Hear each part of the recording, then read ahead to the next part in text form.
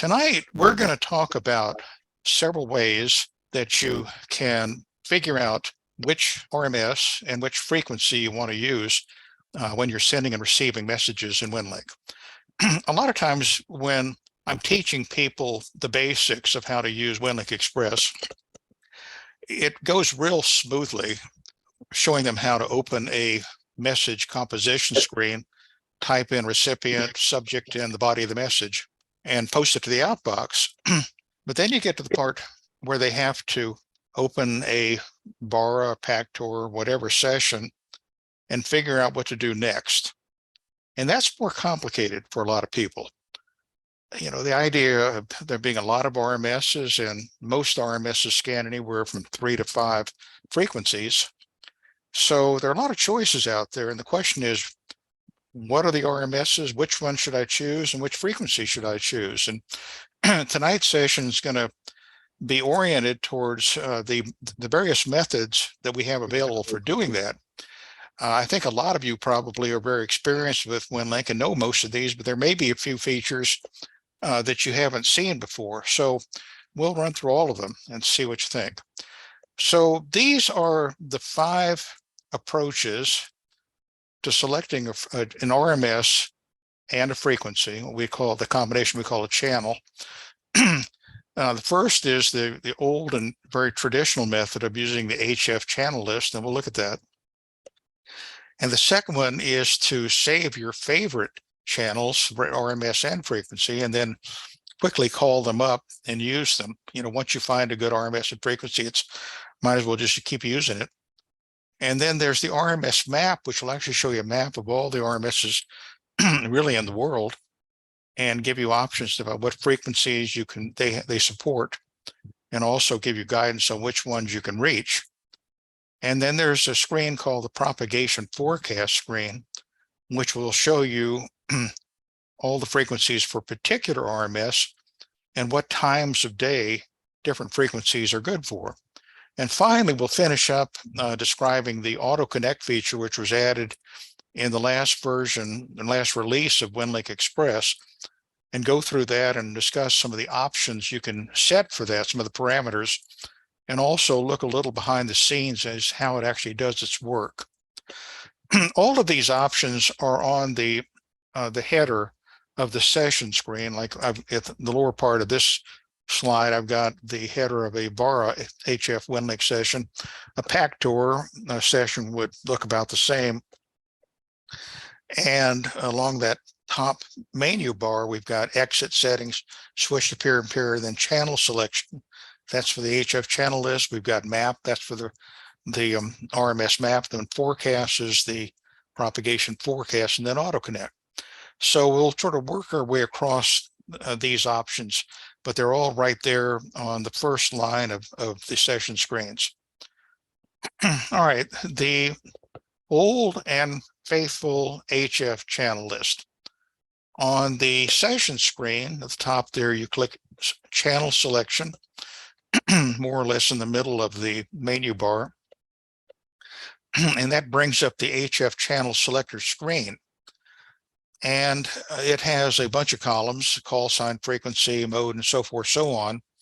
And then the right 2 columns are the path reliability estimate and the path quality estimate. You can sort on any of the columns by clicking the column header. For example, if you want to try connecting to a particular RMS and you know their call sign, just click on the call sign, the word call sign, the header of that column, and it'll sort the list alphabetically by call sign. And then you can scroll down, find the RMS, look at the various frequencies and which ones have good propagation, and double click that entry to select it. But most people tend to keep the grid sorted by propagation quality. Oh, and the quality, it really goes from 99 or 100 down, and it's color coded in green, yellow, or red, indicating whether you're likely to be able to connect or not. Now, computing estimates of propagation is an inexact science. It would be wonderful if there were an algorithm which could dead on guaranteed give you an exact estimate of how good the propagation is from you to every RMS on every frequency. That's never going to happen. There are too many variables involved in actually determining propagation, or the real value of the propagation. One of them is the type of antenna, the orientation of your antenna. Where are the lobes? Are they coming out broadside to a dipole, or are they coming out the end? Have you got a beam antenna? Some antennas have multiple lobes coming out in different directions, and sometimes changing frequencies even changes the orientation of the lobe. So, and the other thing is takeoff angle. How high up is your antenna? If you've got it low, it's made to be an NVIS antenna. It may go, signal may go straight up and straight down. So, it's whereas your neighbor may have a really high antenna, so his propagation may be different. So these are ballpark numbers. And, periodically people say, well, why don't you get a program which computes better numbers? Well, if you want to write it, go right ahead. But it's a very complicated thing, and you'll never get it exactly right. So take it with a grain of salt, but it's definitely useful. Now, of the two numbers, I would strongly encourage you to use the propagation quality and pretty much ignore path reliability, although they are highly correlated. As I recall, what path reliability is supposed to mean is the percent of the days in a month when this frequency to this location is going to be functional. And that was something that Voice of America was interested in. But for you wanting to make a connection right now to a particular RMS at a particular frequency, your best guide is the propagation quality. So, pick good ones and, work your way down the list, or if you have some stations that then go with that. Now, some people who've been hams for a long time, and Steve is a classic case, have such a good feeling for where RMSs are, what the SFI is, and they can just look at it and say, well, that's too high, this is too low, the best frequency is going to be such and such and such. And that just comes from decades and decades of experience working them different frequencies in contests and DX and everything else. Well, I'm not one of those guys, so I have to pretty much depend on the path quality. And if you are one of those guys and can do it strictly out of your mind, God bless you, go right ahead. Okay, let's talk about saving channels. So let's say you use that HF channel list and you experiment and you start to have really good luck with a few RMSs. And you find in the daytime, there's a particular RMS that you can almost always hit on 20 meters. It's just golden for you. Boom, you call it, it answers, it works great. And maybe at the nighttime, there's a different RMS on maybe 40 meters or even 80 meters that works really well. And you discover that at nighttime, boy, you can call that one on that frequency and it lights up and everything's great. So once you've determined that, what you can do is you can save that combination of the RMS call sign and the frequency as one of your favorites. And you do that once you've selected an RMS and its call sign shows up in the call sign field on the session, and the frequency is set there in that field, then all you do is just click Add to Favorites, and it will pop up a little screen as shown below, which says add such and such with such and such a frequency to favorites. You say okay, and then it's added to that drop-down list. And then all you have to do when you want to use that particular channel is open the drop-down list with a little triangle pointer and select the call sign and frequency you want, and boom, it'll be filled in and you're ready to go.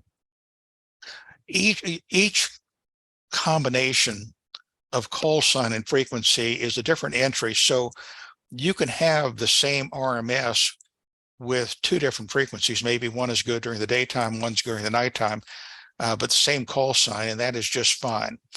And if you discover you don't want to save it anymore, there's a button you can click to remove it from the favorites after you've selected it. So it's a real handy feature, and a lot of people, once they start getting a feeling for RMSs and frequencies, tend to use favorites a lot and just pick that out of favorites, and boom, they're ready to go. And 90% of the time it works. So that is a good feature. And that's again after you have done some experimentation and determine what good choices are, then start saving them and using them over and over again. Okay, the next thing is the RMS map. And I think a lot of people don't even know this exists, but if you look at the menu bar on the sessions, and I've got it up there for the VARA session, there's a map button. And just click the map button and it'll open a map such as shown below, which has a marker pin for every RMS of the type that you're using. In other words, since this is a VARA session, we only have pins on the map for stations that support VARA. We won't have any pins for PACTOR only sessions or RDOP only sessions. These are stations that can receive VARA connections. And of course, they're color coded just as the other places are, green being the good ones. And in this case, from Tennessee, it looks like we got quite a few in the southeast, but the west, California, is not looking very good right now. And to select a particular frequency, what you do is you click on one of the marker pins. In this case, I've clicked on N5TW, which is in Austin, Texas. So if you look down in the middle of Texas there, you'll see one of the marker pins is expanded, and that's the location of N5TW. And then up at the top, there's a drop-down list that you can expand, and that shows all of the frequencies that N5TW is scanning for VARA. And in parentheses is the estimated propagation quality, and they're sorted in order. So it looks like right now 30 meters, 10, 148 would be the most likely choice to get in N5TW. But the 20 meters, 14, 110, which is a propagation quality of 40, is also decent. So we could use that as well. So once we have clicked on a pin and selected a frequency from the drop-down list, then there's a button to the right of the drop-down list, which is partially cut off. It says select channel. And when you click that, then this screen closes and the RMS call sign and the selected frequency are filled in on the session screen, and you're ready to go. Here's what I'm displaying tonight is for ham RMSs and ham frequencies, but the same thing is available for shares if you're a shares member. And of course, then it would show the shares RMSs based on service code rather than the ham RMSs. This is a map of the shares PACTOR RMSs across the country, and also down in Puerto Rico and Hawaii. Okay. Oh, now this is actually, this slide is actually a bit off topic because it has nothing to do with selecting the frequency in RMS, but it has something to do with mapping. And so I'm going to take a very short detour here and describe this, then we'll get back to selecting frequencies. One of the new features that was added in the last version of Winlink Express, I think not very many people know that it even exists. And what it is a feature to show you on a map the location of the person who sent a message to you. And the way you use it is really very simple. All you do is select a message, highlight a message in the inbox or saved messages, or really any place that you can find a message. Just select that message. And once you've selected the message, you've highlighted it, then click that little icon on the toolbar right pretty much in the middle. It's a rectangle with a black dot in the middle of it. And that will then use the information in the header of the message, which gives the location of the person who sent you the message, and will open up a map with a marker pen on that location. So in this particular case, I cut out the location line. If you go look at some messages you received recently, you're going to see a line which begins location : as part of the header lines of the message, gives latitude and longitude. And after the latitude and longitude, it's going to say one of three things. If they have a GPS dongle connected and configured so Winlink Express can use it, then you're going to get parenthesis GPS. And that means that the location is probably very accurate because it's based on GPS reading. If they don't have a GPS dongle, but they've determined their location by some other means, let's say maybe their cell phone or handheld GPS unit, and they've manually entered the latitude and longitude in Winlink Express and saved it, then it will say parenthesis specified, meaning they specified this location. And if they don't have a GPS dongle and they haven't specified their location, then it's going to use the grid square, and it's going to say grid square. And obviously that is the least accurate because the grid square, covers a moderate area. So it's all is the marker pins in that area of the grid square. But at least it tells you they're around, in this particular case, they're north of Sacramento. They're not, in Texas or Utah. So that's kind of a neat feature. Try it out when you have a chance. Just pick any message and then click that toolbar icon, the rectangle with the dot in it, and you're going to get a map showing where the person was when they sent the message. Okay, now back to where we were on talking about selecting frequencies and RMSs. There's another screen, which I think not many people know about, called the propagation forecast screen. And you open it by clicking forecast on the menu bar for the session. And when you do that, you get a grid like this. And in the leftmost column, it's got local hour. And then you've got the UTC hour next to that. And then you've got a column for every frequency they scan that matches the mode you're using, in this case, VARA. And the propagation quality estimate for every hour of the day is shown, and of course they're color coded. The current hour is marked with a blue band. In this case, it was 10 a.m. 1500 UTC, and you can see that for that hour, really we only have two choices. We have 10-148 frequency or 14-110 are the only two which are likely to be feasible. If we look around, we can see that if we would wait till 1900 local time, from there until about 8 a.m., we've got a lot of good frequencies in the 40 meter band we could use. And we can see that of the 40 meter frequencies, not surprisingly, they have pretty much the same propagation quality. So any one of those would work well. And now I think this is in the field test version, but it's not in the release version. And once you look at this, you can click on a cell, and whatever column that cell is in will be selected as the frequency. So if I click where the pointer is going here, like let's say at the 10-148 column, then that would select 10-148 as the frequency, and it will close the screen. So anyway, it's kind of fun to look and see how the propagation is going to shift with time of day. We can see, for example, that as we're getting up to 9 a.m., the 40 meter band is closing down, and we've got pretty good on 30 and 20 meters over there on the right.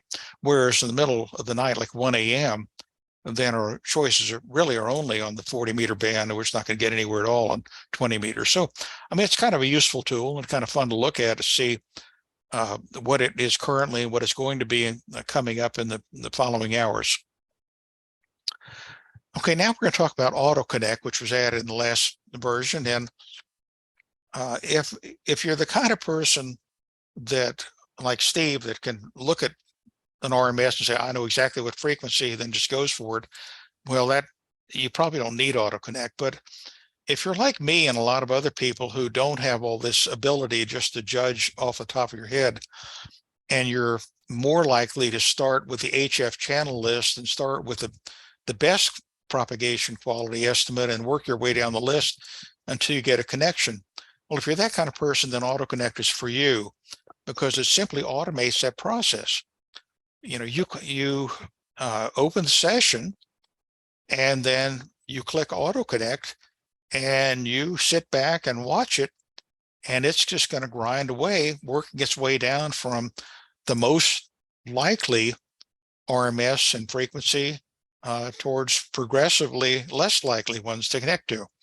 Now, for this example, I hooked up a dummy load so I could force it to try a lot of it. You can see over there on the left what's going on. It says it started out with a KD7UHR on 7101.5, which had a path quality of 53. That actually jumped up, and I'll explain that in a minute. Then it did a couple with, and then went back down to 53. And that, you say, well, why did it start lower and then go up? Well, I'm going to explain that coming up in a slide or two, so just hang on for that. If you see it, if it connects and it turns out to be a very poor connection, I mean, maybe it's connected and it's hanging on by its fingernails, and you're trying to send a big message and it's just crawling along. You say, well, this just really is going to take too long. Well, then you can click the next CHAN button just to the right of AutoConnect, and that will force it to close that connection and move on to the next RMS to try. So it basically said, you know, give up on this one, just go on, try the next one in the list, and to see if we can do better there. And then if you get tired of the whole thing and just want to say, forget it, close out, just click stop or abort. Either stop or abort will stop that process, and then you can start over or do it manually or try later, whatever you want to do. All righty, next screen. There are a number of parameters you can set for AutoConnect. And you get to this screen by clicking settings on the session screen. In this case, be like on the VARA session screen, and then selecting AutoConnect setup from the drop-down list. And let's run down the list quickly here on the left. If you're using PACTOR, this would be the minimum PACTOR level for RMSs you want to connect to. Like if you just say, look, I just don't want to connect to any PACTOR 2 stations, I want PACTOR 3. And then the VARA minimum bandwidth, you want to go, let's say 2300 or 2750, and you can choose that. The minimum path quality, what that does is say, if you've tried every channel in the list and you get down to where the path quality is less, because the likelihood of connecting with a estimated path quality below 40 is just too low. The next thing is the minimum distance away.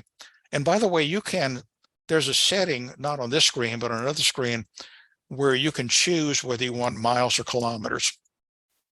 I have it set for miles, but if you're a non-US person, you probably want kilometers, and you can choose that. But let's say that you've had a major hurricane move through your area and internet is out. Power's out for most places, but internet's definitely out pretty much across your state. Well, there's no point in trying to call an RMS that's 50 miles away, because it's likely to be in the outage area just like you are. So you can set a minimum distance away and force it to only try RMSs that far away. And it's also kind of fun to play with. You know, I've tried setting up 500, 600, 800 miles and force AutoConnect to try a bunch of RMSs a long way away. Okay, the next two have to do really with busy detection. And the first one is the number of seconds to let the state of the channel of the received signal stabilize before it starts looking to see if that channel is busy. When you change frequency, there's a bit of a delay before the signal processing in the Pactor modem or the VAR TNC has a chance to lock onto the new signal that's just started arriving after you change the frequency. And you don't want it to make a decision as to whether that channel is busy or idle immediately. You want to give it a chance to stabilize after changing frequency. So this is the number of seconds to let it settle down and stabilize after it changes frequency before it starts looking for a busy signal. And the last parameter there, seconds not busy, is that after it has stabilized, then it starts looking for a busy signal. And this is the number of seconds it's going to listen. And if a busy signal shows up during that 2-second interval, then it's going to say, well, the channel's busy, move on to the next one. If you're finding that it is calling on top of other people, it's not waiting long enough, well, then increase this, make it 5 seconds. And it's just going to slow down the scan, but it'd be safer because it'll wait for 5 seconds looking for busy frequencies before it decides it's safe to begin transmitting.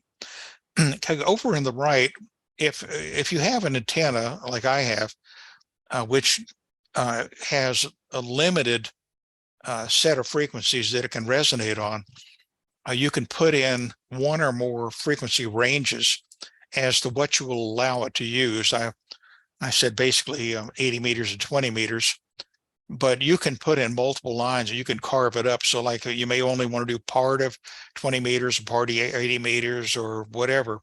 Just keep putting in multiple lines in, and if the frequency is encapsulated and contained in one of those ranges, then it's allowed. Otherwise it's not allowed, and they won't try to use that frequency. And in the bottom, you can exclude RMS if you've discovered that it keeps trying an RMS that just never works for you because their antenna's pointed the other way or your antenna's pointed the other way or whatever. You can put call signs in there which just say, look, don't even bother wasting time on this RMS. I just know it's not going to work. And you can put in multiple ones, one per line. Okay, moving on. Let's look a little behind the scenes as to how AutoConnect works, because it's a little more complicated than just starting with the best propagation estimate and working down towards lower. It keeps other information that it uses to help it make judgments on this. So basically, it starts out with the idea that it's going to go in decreasing propagation quality order. But if an RMS is saved in your favorites, doesn't matter what frequency in the favorites, if it's just that RMS call sign is saved in your favorites, then that RMS gets a priority boost if the frequency is a good frequency. In other words, if it has a decent to good propagation quality on a channel, that channel gets a priority boost.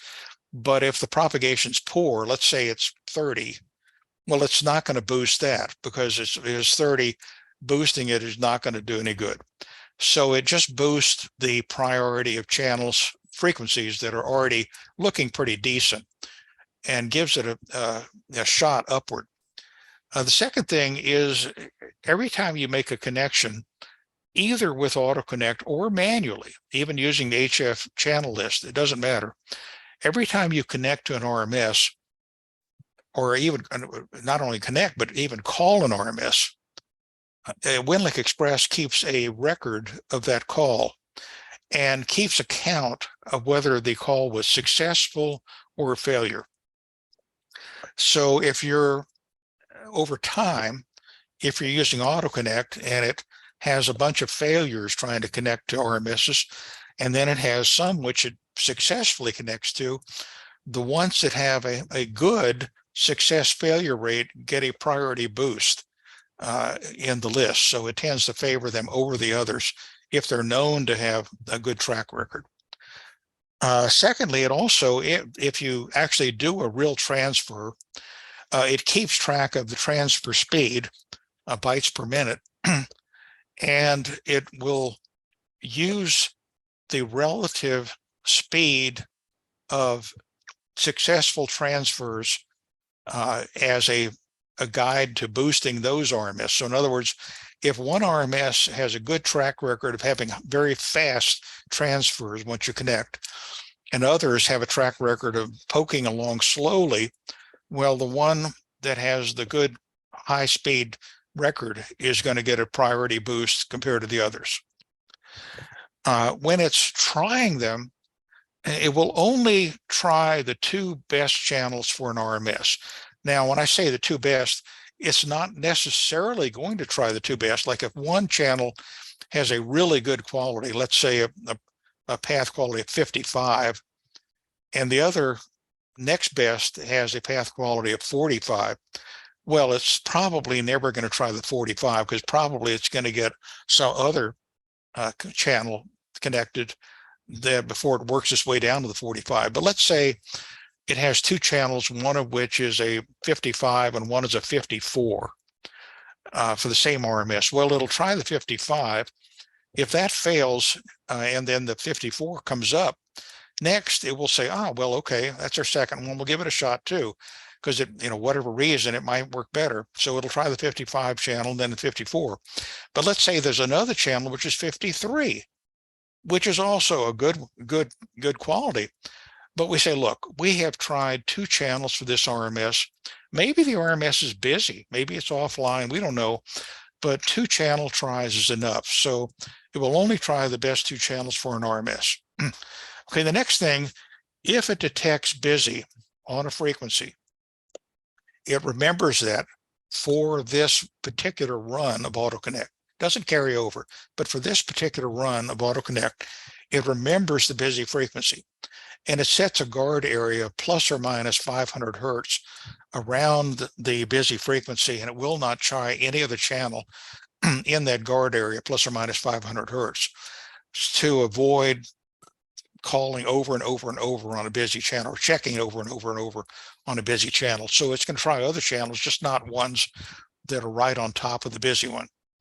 And then there are a bunch of other constraints that go into selecting the RMS. There's certainly the service code, the minimum distance you've set, which ones are blocked, the Pactor level, VAR bandwidth. If this is a radio only session, it's only going to try RMSs which are capable of radio only. And there are probably some other things in addition to that. So it's a moderately complex operation. And because of this boosting for things like RMS favorites or success failure rate, you're going to see the calls not necessarily occur strictly in descending propagation quality order.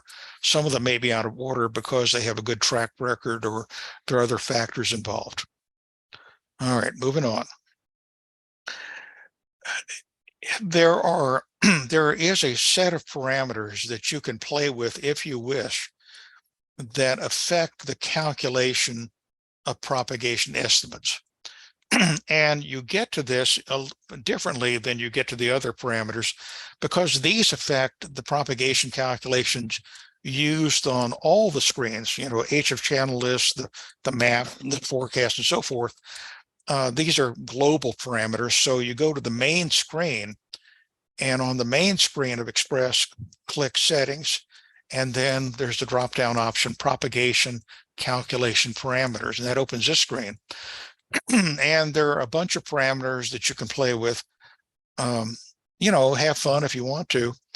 We have set them what we think are reasonable numbers, but mileage may vary. So if you want to change it, go ahead. One of the ones that we discovered is moderately significant is that minimum takeoff angle in degrees. And what this is saying is, your signal going to skim right out on the horizon, or is it going to be going up at an angle? And our experimentation showed that 15 degrees seemed to work fairly well. Now, if you happen to be on a sailboat, floating in the ocean, the chances are a very low angle would be appropriate. If you're on a mountaintop, I suspect a very low angle would be appropriate. If you're in a area with a bunch of buildings around you, you may have to increase it more than that. So you can play with that. And then there are, various other parameters. That the local noise, point out that's a negative dB value, negative, which means that the larger the value implies a quieter environment. In other words, we have it set for 145. If you live out in the country and you're not live near any businesses or any high tension power lines or anything else, you have a very quiet RF environment, you might want to crank it up from 145 to 155. But you can play with that as well.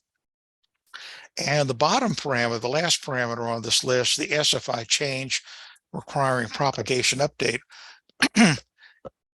Every time you run Express, and when you connect to most RMSs, the tri-mode provides the current SFI value. If the SFI value changes by more than this many points, then Express prompts you to recompute the propagation estimates.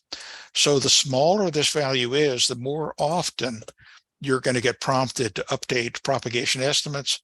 The larger the value is, the less frequent the prompting will be, but presumably the less accurate the estimates will be. So you can play around with it if you wish.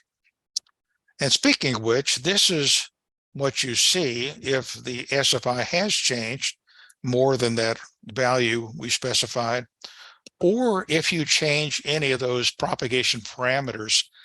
After you change those parameters, it's going to prompt you to update the propagation because you've changed the parameters that you used for the calculations. Okay, this is a fairly up-to-date chart of the solar flux index and also the 11-year cycle. And you can notice we are really doing well. The SFI has shot up on this at 182, it says, and we're way above what the expected value was. So we're shot way above that. And Steve is a better expert on SFI than I am, so he's going to talk about that when we finish, which I think we're just about done. Let's see here. That is it. So that finishes my talk. And I don't know if we want to take questions now or let Steve talk and then take questions. Either way, it's fine with me. Let's clear out the questions on your part, and then we'll bring Steve in.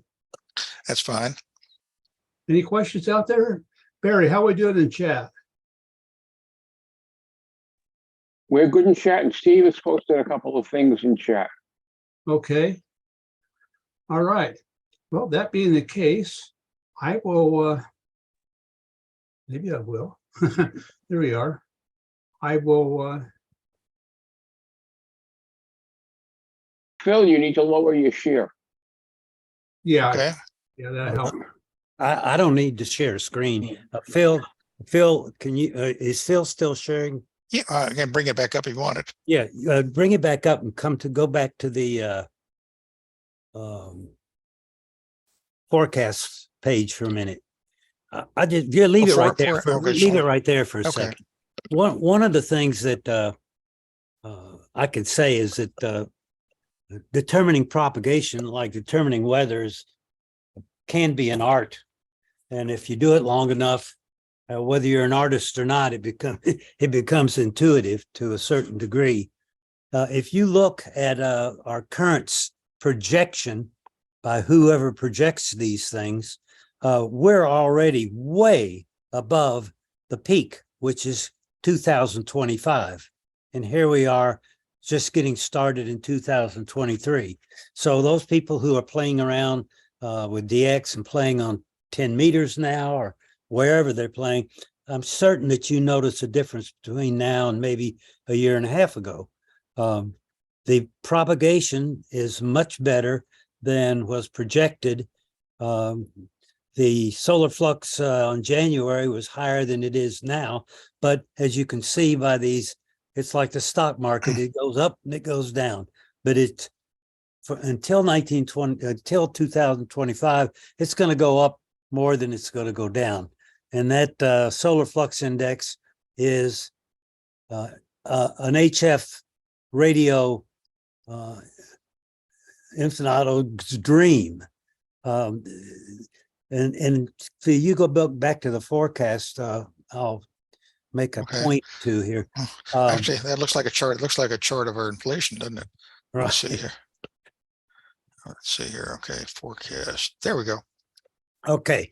As you can see here, if you look at 1900 hours, Phil is 785 miles from Tom Whiteside in Austin, Texas. That is Nashville, Tennessee to Austin, Texas. 2 years ago, or even a year ago, if one of these frequencies was available for that distance, we would consider it a success.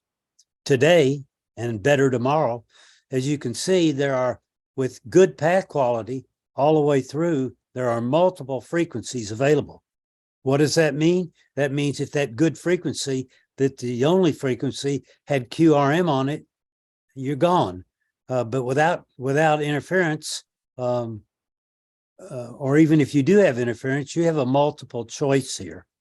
So I always check the forecast, regardless of whether I use auto connect or not, for a particular station, just to see what options I have available.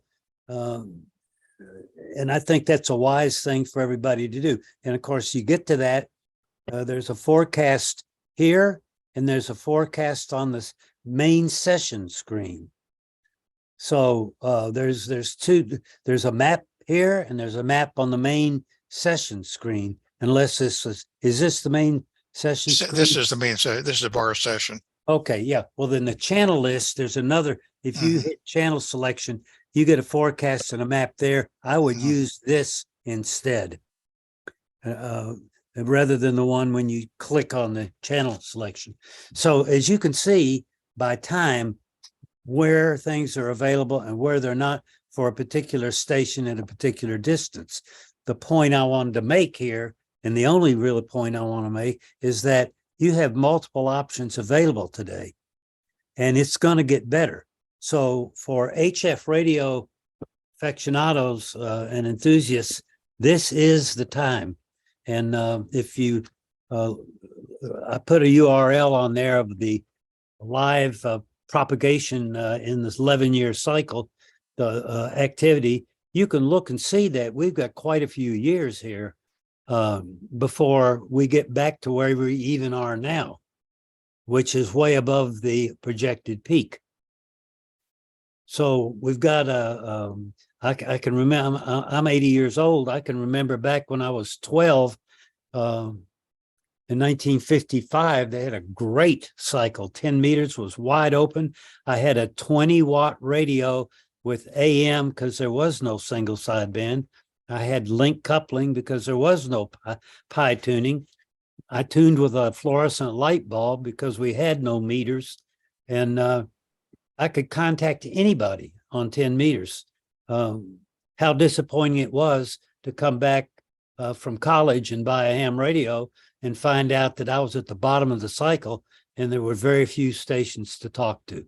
So this 11-year cycle, this is a great period for HF radio. And I think our government, whether they realize that or not, I think by the use of it is discovering that as well, because HF radio is being purchased now for additional resiliency and emergency services by all levels of our government. That's about it on this end, unless somebody has a question. Well, we do have a couple of people that got their hands up here. Dennis, you got your hand up. You want to come on? Yeah, thanks, Dan. Yeah, I've had it up for a while, actually, but I had a couple of questions. First of all, Phil, that's a great presentation. Thank you very much for what you do, and Steve for what you do as well. Really been a pleasure working with you lately, Steve, with the RATPAC. I've got a question about the connection history that you described with the auto connect. Several questions about that. Mhm. First of all, is it human readable? In other words, is that a file somewhere that's Yeah, accessible? it is. I'm trying to remember the name of the file. If you look if you look in the RMS Express folder, and there's your call sign folder, Right. and under your call sign there's a data folder.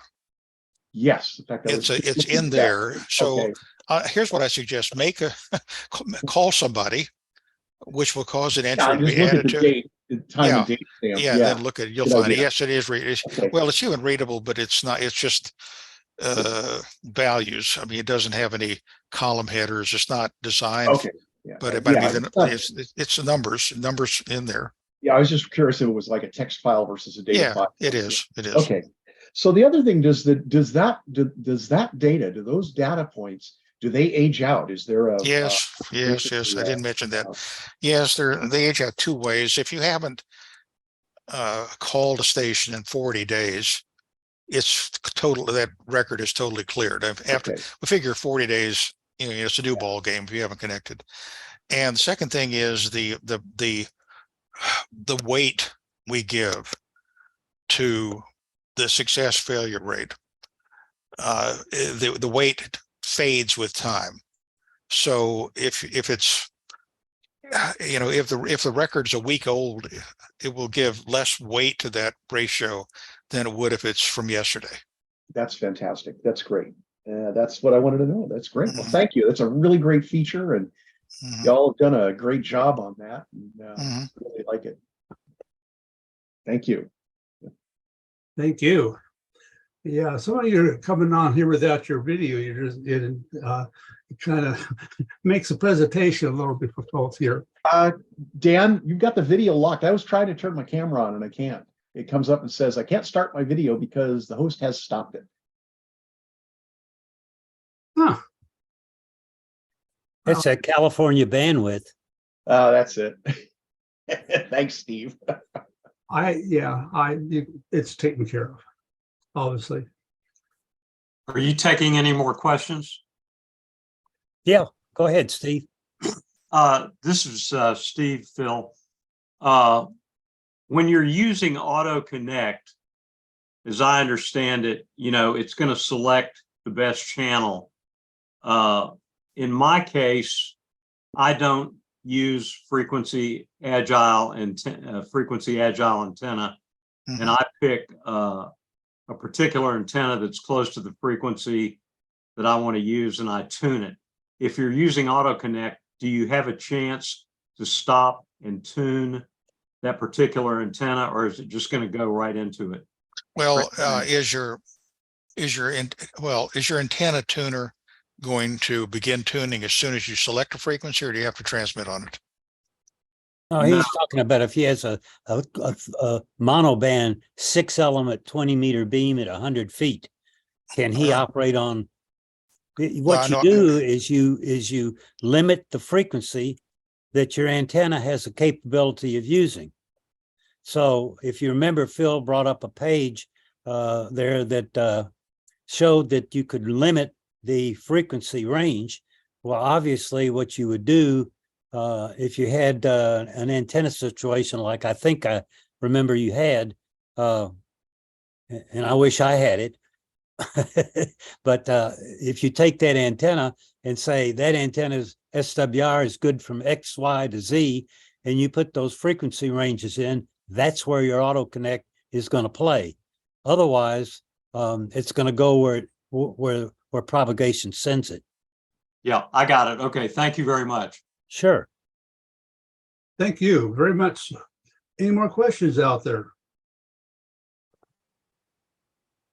How about doing in chat there, Barry? We're good in chat. Okay.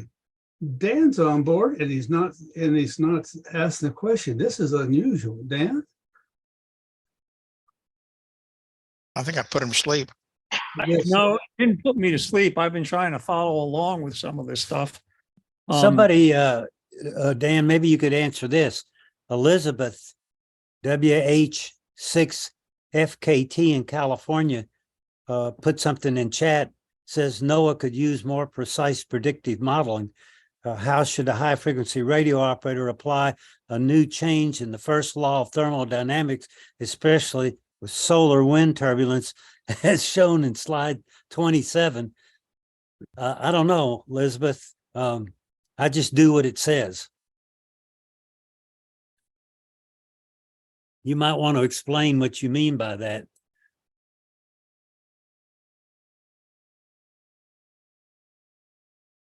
Elizabeth, you can come on if you like. Well, you folks don't have to work on the models. It's NOAA that has to work on those models. And so I just saw a talk today by somebody who has discovered a change that has to be made to the first law of thermodynamics in order for it to be more realistic. And so you folks are welcome to look at that information. It just, I really wanted to know, how could it change? It might change the way we have to look at things. It might actually explain why your intuition works so well. Thank you. Frankly, what I do when Phil first brought this on, I took the default parameters and I looked at the quality index. I measured the S meter when I went to each one of the frequencies and measured the signal quality, the throughput speed, and the signal strength. And then I matched it against what the model said. And if the model was incorrect, I changed the parameters to make it as real as possible. And I think that that's what Phil has put in there. I'm not sure. I don't remember. We tweaked them the best we could. There are a lot more than what he showed, but we didn't even they didn't seem to make any difference. So they're not listed. There's another setting on the main setting screen. What's it called, Phil? Well, that's the setting the propagation calculation parameters. Right. And it's confusing. So he put a default. You can always, if you screw it up and it doesn't work anymore, you can always push the default button. But I noticed he didn't provide that information, probably because he doesn't want anybody. Oh, you did? Yeah, I showed you that slide. Discussed that slide. Okay, there's two. One is the setting on the setting on the open session screen. The other is a setting on the main screen, the main setting. And that's the one I'm talking about. Yeah, we talked about that. Okay. All right. Well, that's about it on this end. Unless somebody else has an observation or a question or a comment. Well, Dan, there's a question in chat you might want to look at, Steve. I'm sorry, what's that? There's a comment or a question from Robert you might want to look at in chat. Well, let's see here.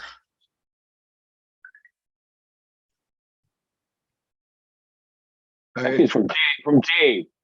I came into the presentation late, but I remember someone making a presentation to our DX Club a few years ago that was a substantially, I'm sorry, I can't remember his name, but I have posted a link to a file that I did find. But he predicted a substantially higher cycle than the major predictions were for cycle 25. And anyway, the paper that I've linked in the chat has other information about a variety of predictions. So we may find that cycle 25 ends up boosting acceptance of some other prediction models. Well, Robert, I opened my first thing that came out of my mouth was that I consider this to be an intuition, an art, more than I do a science.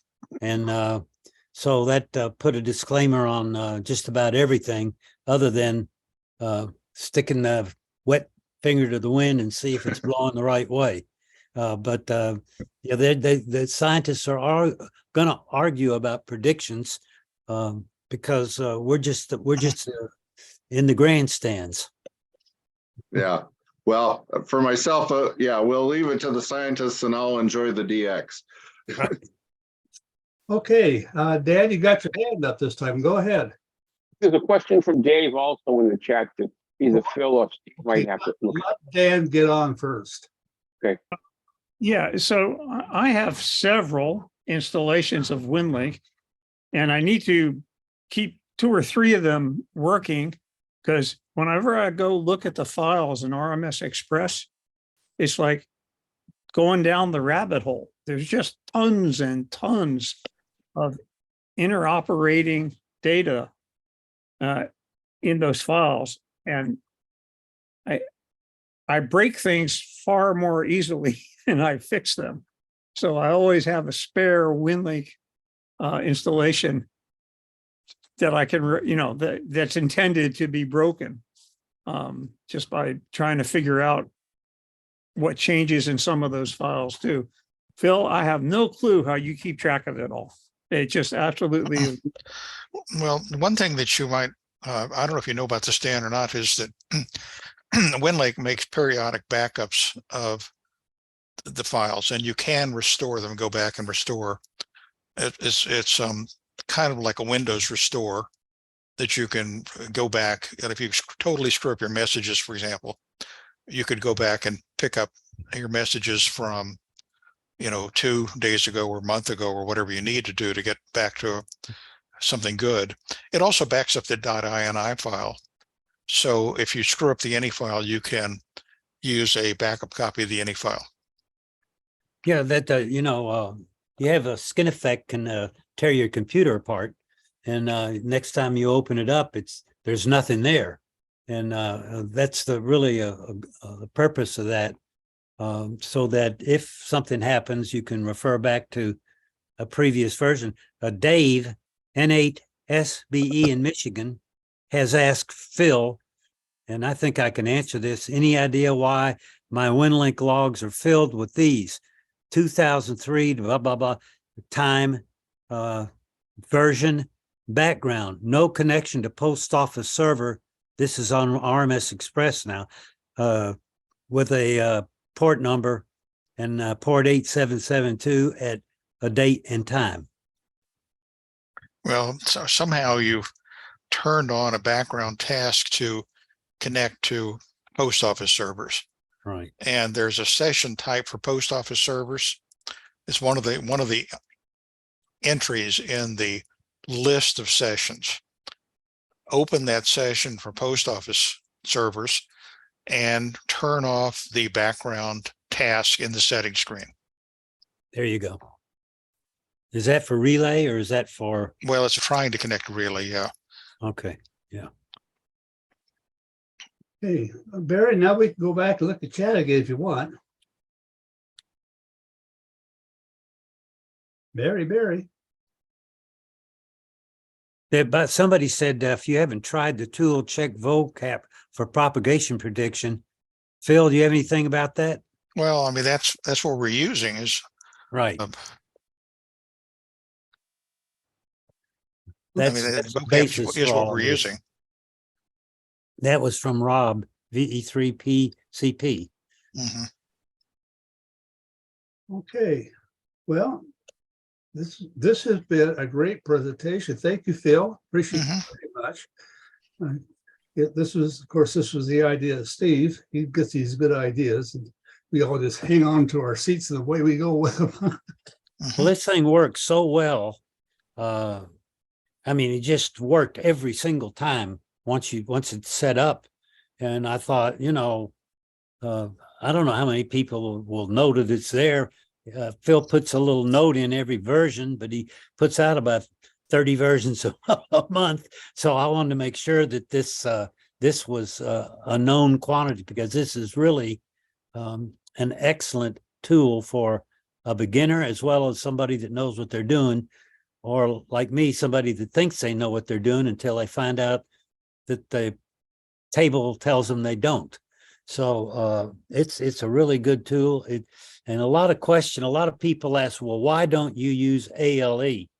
Well, number one, we got 35,000 people. Can you imagine 35,000 people listening for soundings, even in the United States? And on the ham bands, that would be a no-no, because we're limited to 97.221, these very narrow subbands. Off the amateur frequencies, it isn't necessary. The process we're using is a simple process.